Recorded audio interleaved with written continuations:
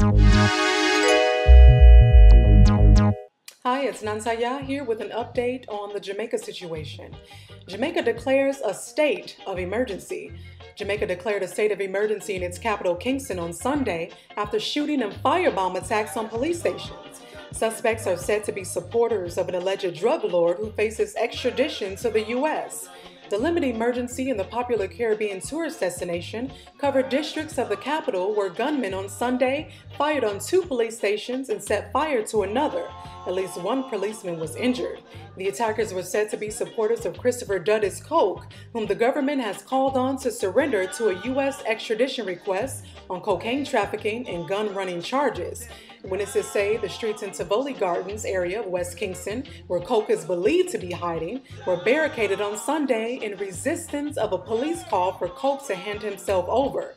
The U.S. Department of State has issued a travel alert, warning its citizens of the possible violence in Jamaica's Kingston area.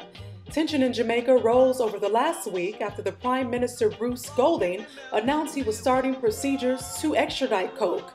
U.S. prosecutors described Coke as the leader of the infamous shower posse that was said to have murdered hundreds of people during the cocaine wars of the 1980s.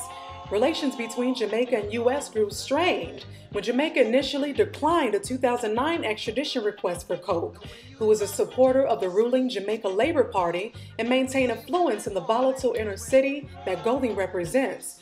The violence comes as the government is moving ahead with an International Monetary Fund loan program. The IMF in February finalized a $1.27 billion loan for Jamaica, its first loan from the fund in 15 years, to help the Caribbean nation address deep-rooted weaknesses in its economy. The United States requested Coke's extradition in August 2009, but Jamaica initially refused, alleging that the U.S. evidence against him had been gathered through illegal wiretaps. Golding acknowledged in Parliament earlier this month that he had been aware that his party hired a U.S. law firm to lobby the Obama administration against pursuing Coke's extradition.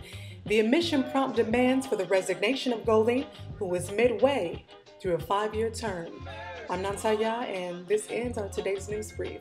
I'll be sure to keep you updated on how the story unfolds. Thank you for watching.